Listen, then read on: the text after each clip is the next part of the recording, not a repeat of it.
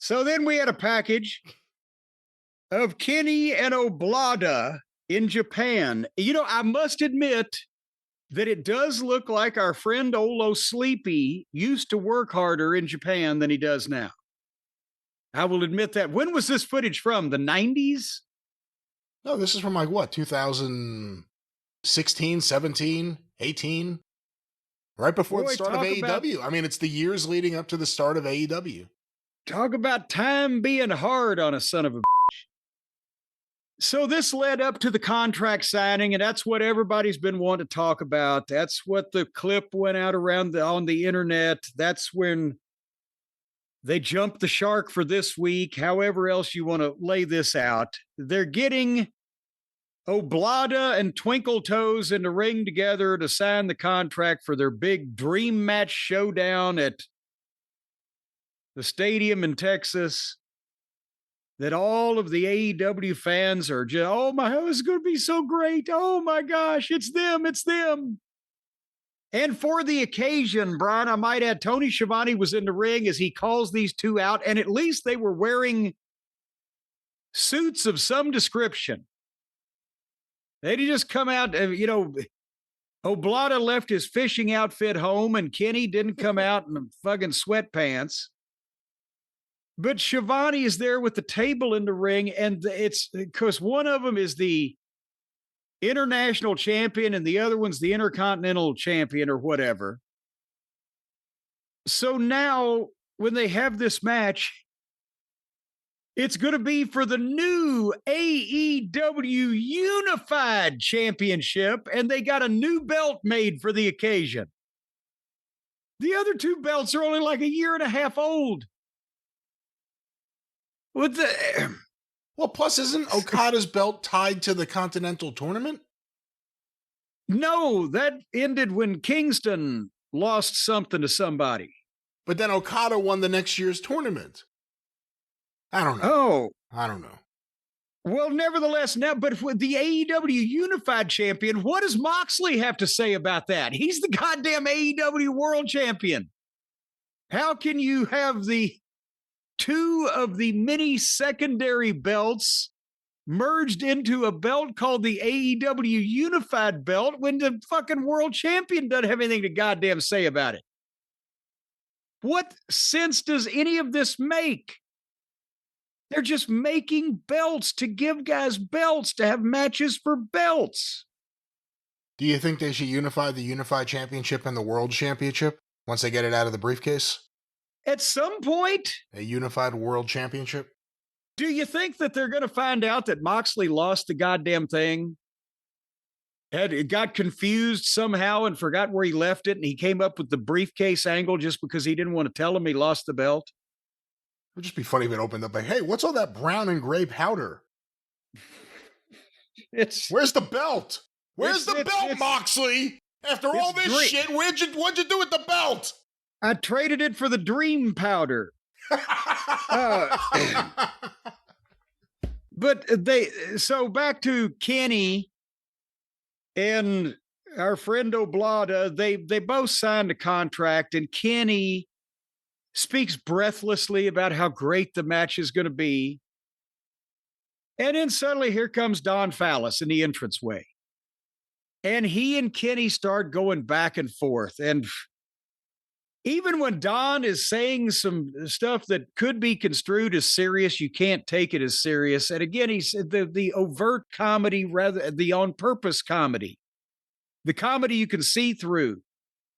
Rather than the other night, he took a cheap shot from ringside and had to stumble and fall down. But they do their back and forth, and then, Kenny's like, I know all your tricks, and Don, well, you don't know this one. And guess who jumps Kenny from behind? The guy he's in the ring with that he's about to fight, Oblada, who jumps him from behind. And Brian, I don't know if by then your mind may have been wandering, but when Okada jumped on Kenny. Thanks a lot. Yeah. Did you look at the blows in quotation marks? I knew you were going to go there. Yeah, the forearms. He looked like a 9-year-old having a tantrum. They were in no way connecting with any force. It was like he was just crying like, wah, on Kenny's back. And they got the slowest paced, most boring heat ever, where they'd do something. Callis pulls out the police baton and it telescopes out. And they hit him a shot with it in the stomach. And he goes down. The diverticulitis. Okay. See, you hit him in the stomach, but now they're just walking around. And then they hit him in the head with it. Okay. And then within seconds, there's a doctor and there's referees and there's a stretcher. Again, the previous segment, they had a guy practically disemboweled and nobody came out. But now within seconds, this manager and one guy have hit this other guy twice. Here they come. And they're just putting him on a stretcher without even looking at him. Is he breathing? We don't know. Get him on a stretcher. That'll help. Because they got to do the spot. And then Okada jumps on the top rope and comes off with an elbow drop off the top rope on his stomach. Okay, and then more nothing happens. While Chris Daniels gets in the ring and is arguing with Don and Okada while they're putting Kenny on his stretcher. And then, but finally, Oblada goes up and goes the top rope. Kenny's on the stretcher on the wheelie thing on the floor. And Okada comes off with an elbow drop off the top rope to Kenny's stomach while he's on the gurney. And Kenny proceeds to projectile vomit a fucking geyser of fake blood everywhere. And I mean, this wasn't like I'm going to bite the rubber and I'm going to bleed from the mouth. For one thing, they just use fake blood because they're unprofessional and they don't care. But for another thing, it wasn't even like I'm going to bleed from the mouth and cough up a little blood. It was like goddamn Saw 17. Brian, if this blood had allegedly been real and he regurgitated this much blood, would there be any possibility of saving this man's life? Oh, no, he'd have to be at the hospital at a minimum. He may be dead. For that much. It was a lot, and it was just like he was gurgling it, and it was spitting out. But he was making the funny faces, the funny puffy faces that he makes in the ring when he's huffing and puffing and pointing and going to hit the ropes and do the Canterbury knee or whatever. He looked like Louis Armstrong trying to play the fucking trumpet. He was blowing on purpose in front of the camera so that it would go further. And then so they had given him a sip of like a pint of this shit. And it was so ridiculous. And then plus when it got on the white shirt, then you could tell the food coloring because it's not as dark as real blood. It was lighter, but no, there was no potential way this was in any way real, and we didn't read his obituary the next day. So now, if you're keeping track, they super kicked Will Ospreay, the one top babyface, in the face with thumbtack adorned tennis shoes. And they had to cover his face up because he wasn't bleeding, but they said he was, so they couldn't show it. But he's fucked up. Then they brought Page out with his hands tied behind his back, his mouth duct taped, and just kicked the shit out of him. Now they brought Kenny out and they killed him. They killed Kenny. You bastards. They just actually, what looked like murdered him and had him carried out by medical authorities. And the only one that didn't actually bleed or get carried out or both of the top four baby faces was Swerve. And he still got the shit kicked out of him, didn't he? I think, didn't he? Yeah, he got super kicked in the face a bunch of times with the thumbtacks. Yeah, before the thumbtacks. Yeah, he was handcuffed and chained to the wall like a torture victim in Torquemada's rampage. Boy, these baby faces, I'll tell you what, I want them on my side. You see? They get the job done. This is why MJF was smart. This is why he knew he had to be aligned with the Hurt Syndicate. He's safe. And then after they murdered Kenny, even though nobody was really chasing them, and the people that came out were just concerned about getting Kenny back to get him some attention, Don then grabs old Sleepy and says, "Let's get out of here. They're going to kill us." And they ran to the back and jumped in an SUV and sped off at a high rate of speed with nobody whatsoever chasing them. Yeah, who was going to kill them? They were scared. Yeah, was it the fans or was it the personnel? Who was going to kill them exactly? I don't know. The fans were going to kill them if they didn't leave pretty soon because the fans were pretty well sick of them. But I know there was no threat from any of the wrestling-oriented personnel in the building to do anything to them. Well, the best part about it was in a classic AEW moment, just a throwback to the good old days of Awful. As they're running out of the building, come on, we got to go, they're going to kill us. Marvez runs out of nowhere. Yes, nowhere. Here's Marvez. Yes. We haven't seen him all show. No. They're running. They're in the back of the building where the cars park, and it was still in the building, not in a parking lot, but they're in the back and they're running. And there's Marvez just standing there holding a microphone as they unplanned run by. And he's like, "Well, what in the world are you guys doing?" And they said, "We don't have time to talk to you now." And they ran off. So do they just stand him back there? And if anybody runs by, he said, "Talk to him." He was ready to run out. It was one of the funnier moments, I think, of the whole show. That's what you want, funny moments in the middle of these segments. But again, they're putting over their heels as strong as possible. If we want to look on the bright side, at least it was one of those fold-out nightsticks, not a screwdriver. Maybe we've moved on from that level of ridiculousness. I don't know. Omega, geez, if there were any athletic commissions, they would watch this and go, "There's no way I'm clearing this fucking guy."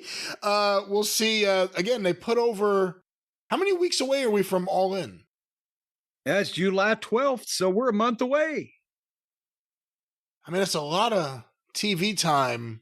Well, he's going to need a complete bowel fucking removal and replacement and all that other stuff. That takes time. He should wear a bodysuit like Slim Goodbody.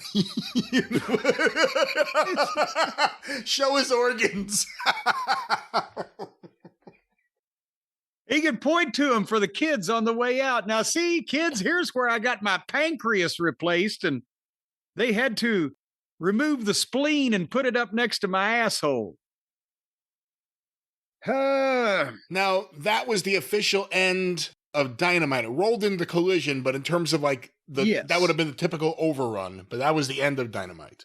Yes, that was an overreach of an overrun. That was the end of regulation, and we've got a couple more things to comment on. But Brian, I can't help but think that instead of the collapsible police baton, if instead the heels had taken something that's really tough and durable and hit Kenny in the stomach with it, like maybe a work boot from our new friends over at Brunt, and just kicked it like the Marin work boot from Brunt, just kicked him right in the gut with it.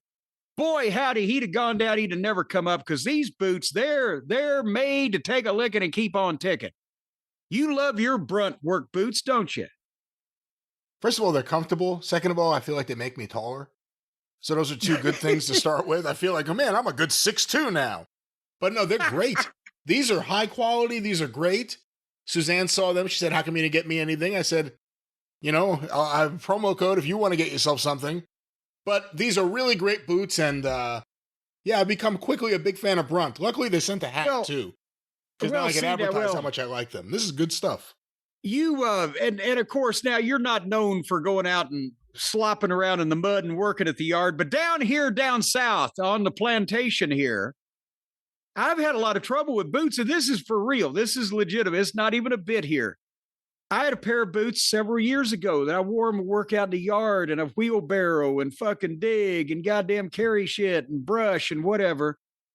And I wore them until the goddamn sole came off of them. And I had to duct tape the sole back onto the boot. So I was walking around with one boot with duct tape around the toe of it and then when the duct tape would get wet and or fucking worn around, then I would trip because the sole would start flapping on the toe. You see what I'm saying there? Do you see what I'm saying there to you, boy? The toe was flapping on the sole. You let your soul go. I let my soul go. My soul was loose. Soul Patrol. So Stace got me another pair of boots, and they were a beautiful looking pair of boots, but I wore them one time out in the yard. And I goddamn wore a sore on my heel that took 2 weeks to heal. I couldn't wear any shoe. I couldn't hardly walk. And then I got the ones that I've had until just up here just lately. And they've been fine. They didn't hurt my feet, and they've got a non-slip sole. And they're good boots for the mud and everything. But over the springtime, you may have heard, Brian, that it's rained about 1.5 feet this year so far. It's raining today down here in Louisville. Didn't you say it was raining today? It poured rain here just a little while ago while we were doing this program. It's rained all the time. When the Monroes were out cleaning the creek out this spring and I was back there, the boots that I had, they're not waterproof. I was like, shit, my feet are cold. I looked down and my feet are soggy like I was barefoot in the creek from all the water down there. So the Marin work boot from our friends, did I mention at Brunt? That's Brunt, BRUNT, bruntworkwear.com. These things are badass. They're comfortable. They're like tennis shoes on your feet, but protection and durability. They're lightweight. They're waterproof. They're slip and oil resistant, heat resistant, electrical hazard rated. Brian, that means you can stand on your roof in a severe lightning storm. And if you get hit, it'll just fry the people in the house. It won't hurt you at all. Well, again, I don't think, first of all, don't do that. Second of all, I don't think it means that. Third of all, let's talk about the positives. Let's talk about the realities. I like the fact that I now have something I can go out there and get dirty with the kids. I never want to get my flip-flops dirty. Now I got a good pair of boots.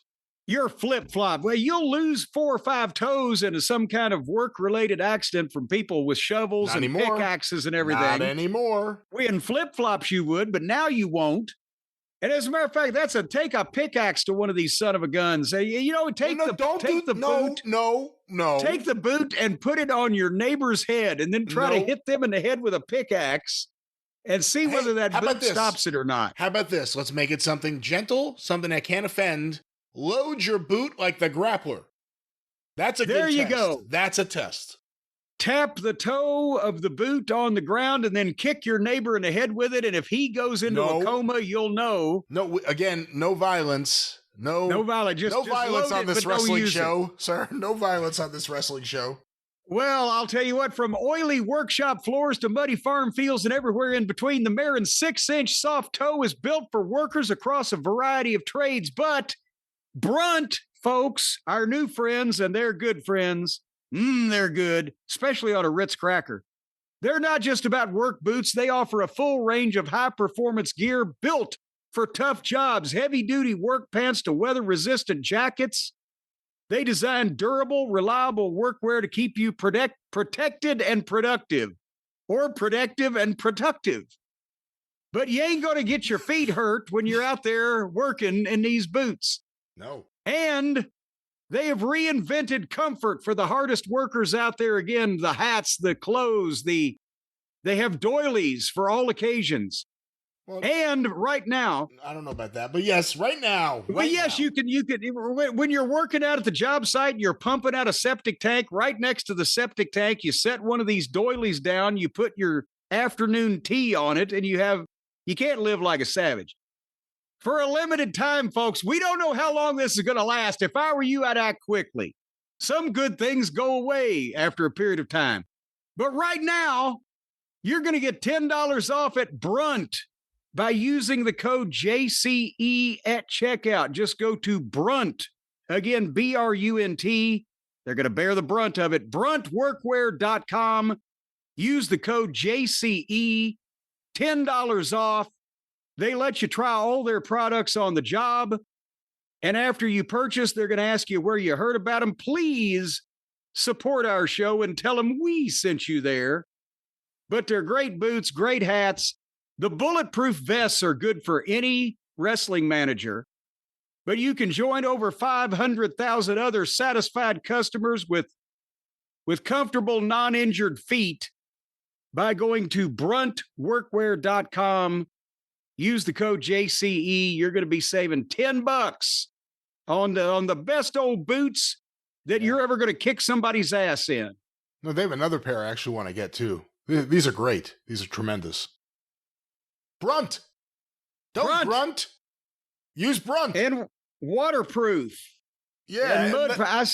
And that. I'm telling you what. Well, if you're pumping out a septic tank or something, why do you keep going there? You know, how about dealing with a? Well, I only go there once every couple of years, but you got to do it once every couple of years. That shit builds up. All right. Anyhow, once again, we can't end on that note. Once again, ladies and gentlemen, welcome to the show. Please support them. Great products. Brunt. Bruntworkwear.com, promo code JCE, $10 off. The best old boots in that you will ever have in your entire life. They've also, in addition to the Marin. Oh no, come on. They've also got the Omen. No, OHMAN. It's pronounced Omen, and that's a good omen. They're also some of the best-selling work boots that they have. That's right. That's a good omen.